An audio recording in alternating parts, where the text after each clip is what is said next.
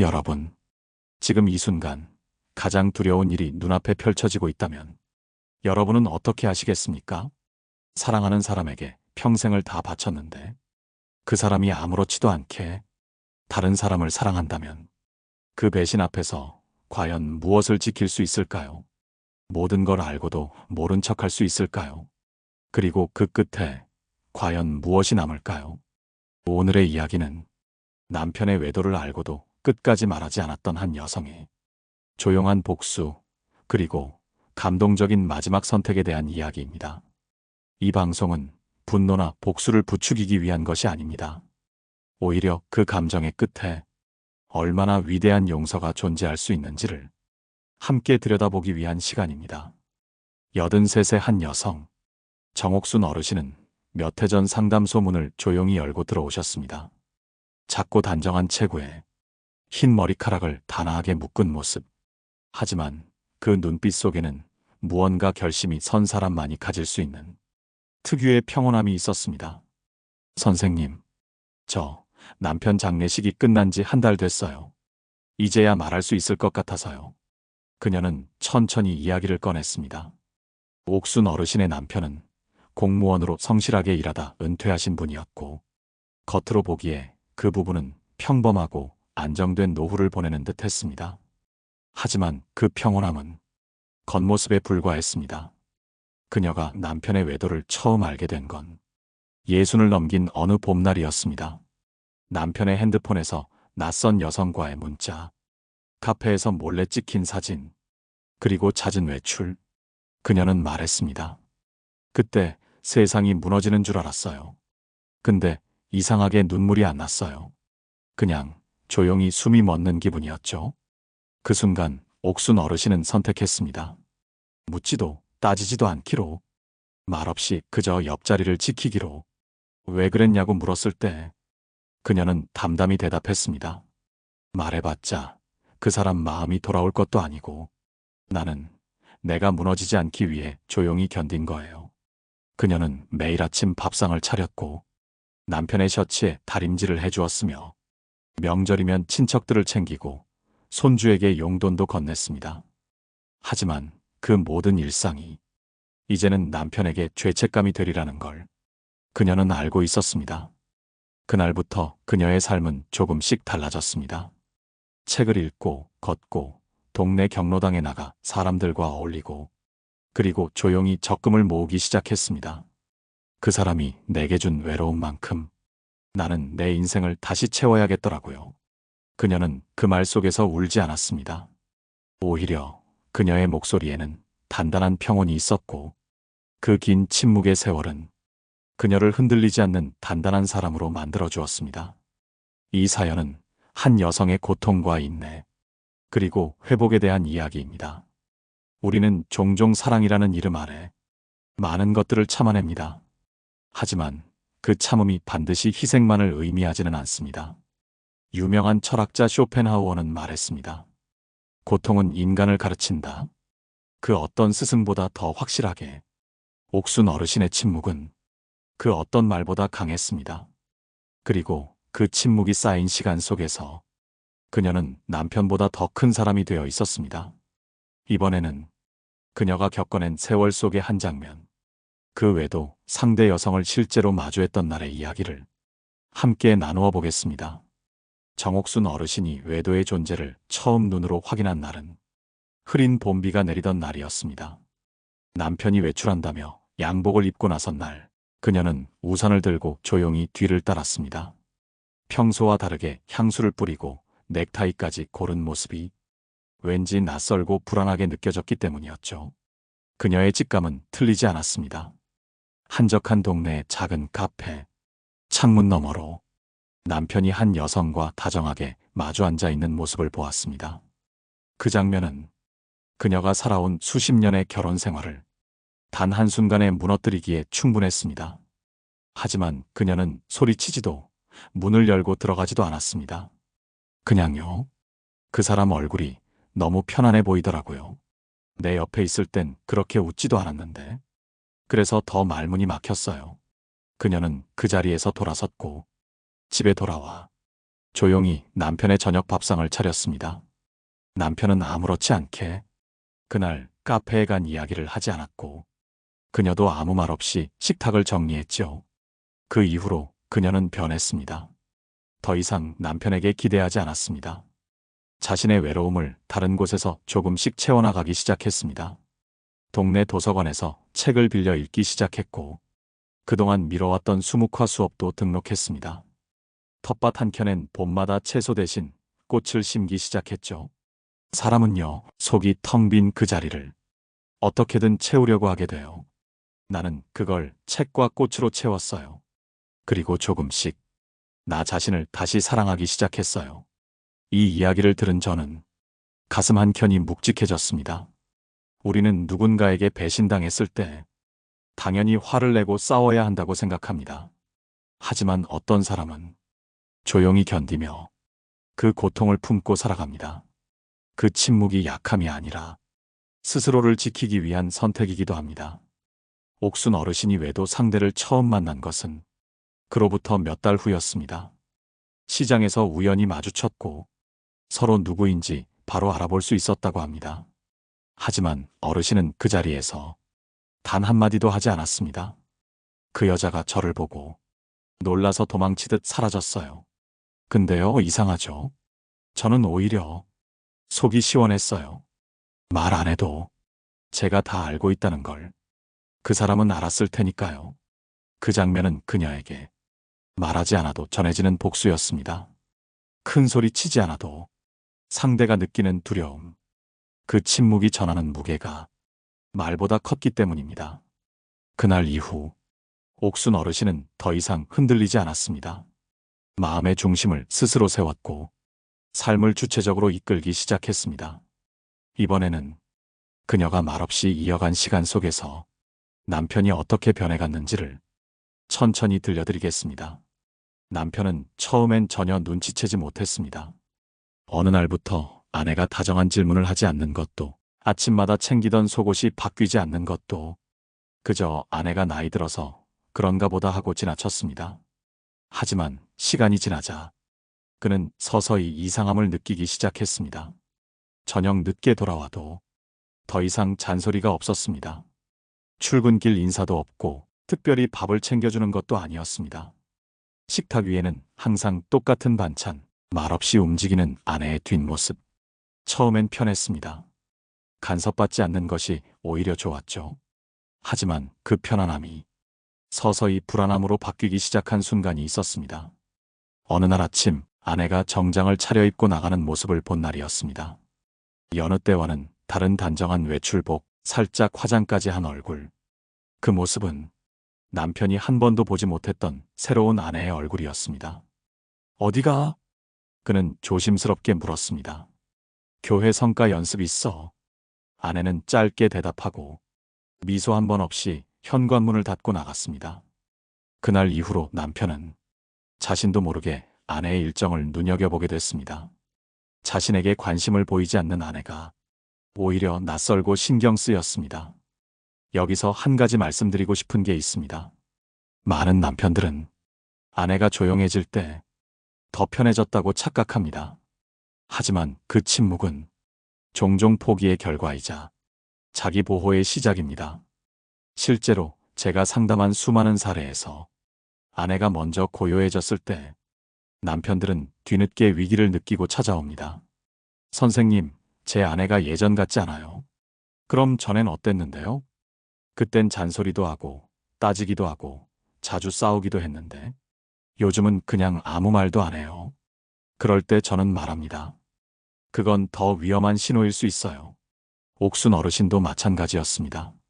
말없이 자신만의 세계를 만들기 시작한 뒤부터 남편은 점점 초조해졌습니다. 그녀가 일주일에 한 번씩 문화센터에 가고 지인들과 점심을 먹는다는 걸 알게 되자 불쾌함과 동시에 이상한 허전함을 느끼기 시작했죠. 그 이후 남편은 몇 번 자신의 휴대폰을 일부러 놓아두기도 했고 자기 입으로 상대 여성과의 관계를 털어놓으려도 했습니다. 하지만 그녀는 단 한마디만 했습니다. 그만해요. 나는 당신한테 더 이상 듣고 싶은 말이 없어요. 그 말은 날카로운 비난보다 훨씬 아프게 남편의 마음을 찔렀습니다. 말을 꺼낼 수 없는 분위기, 해명도 설득도 허락되지 않는 냉정한 경계. 그 안에서 남편은 처음으로 아내의 진심을 제대로 마주하게 됐습니다. 이번에는 그녀가 스스로를 지켜낸 그 지난 시간 속에서 어떤 변화와 깨달음을 얻었는지를 조금 더 깊이 들여다보겠습니다. 옥순 어르신이 침묵을 선택했던 이유는 단순히 참고 견디기 위한 것이 아니었습니다. 그녀는 자신이 상처받지 않기 위한 정서적 거리두기를 아주 조용히, 그러나 단호하게 실천한 것입니다.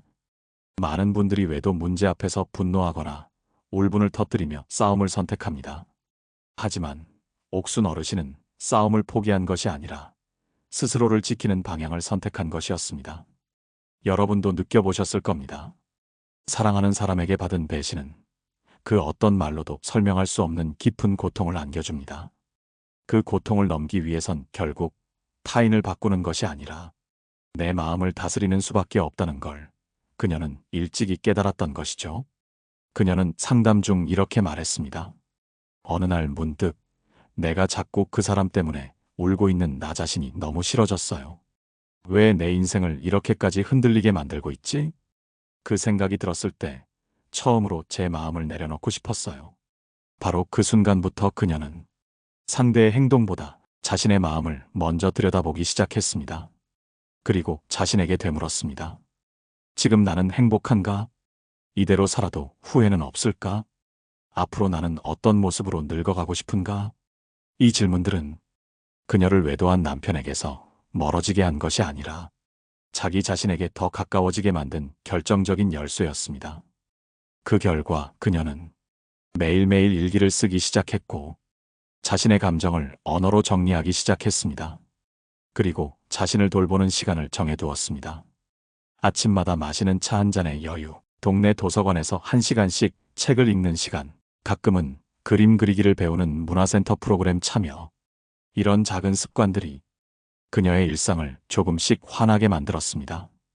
그녀는 점점 단단해졌고 이제는 누가 그녀의 삶을 흔든다 해도 쉽게 무너지지 않는 내면의 평온함을 갖게 되었습니다. 이 시점에서 저는 한 철학자의 말을 여러분께 전해드리고 싶습니다. 독일의 철학자 프리드리히 니체는 이렇게 말했습니다. 가장 깊은 고통을 견디는 자가 가장 큰 평온을 얻게 된다. 그 말처럼 옥순 어르신은 고통을 피하지 않고 마주했고 그 안에서 묵묵히 자신을 단련해 나갔습니다. 그녀가 바랐던 것은 복수가 아니었습니다. 누군가를 벌주기 위한 분노도 아니었습니다. 그녀는 단지 이제는 누군가에게 휘둘리지 않는 자기만의 삶을 살고 싶었을 뿐이었습니다.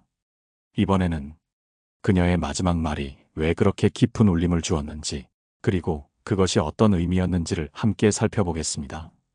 옥순 어르신의 이야기가 많은 이들에게 깊은 울림을 주는 이유는 그녀의 마지막 말에 담긴 무게 때문일 것입니다.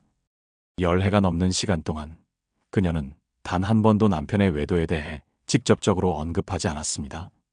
누군가는 말합니다. 그렇게 참고만 있으면 결국 무시당한다. 또 다른 이는 말하죠. 그렇게 살아서 뭐해? 당장 이혼을 해야지. 하지만 그녀는 자신의 삶을 포기하지 않으면서도 조용히 중심을 지키는 길을 택했습니다. 남편이 병원에 실려갔던 날, 오랜 시간 떨어져 살며 거의 말을 섞지 않던 두 사람은 한 병실에 마주 앉게 되었습니다. 그날 남편은 처음으로 이런 말을 했다고 합니다. 내가 참 못됐지. 이제 와서 무슨 낯짝으로 이런 말 하나 싶다.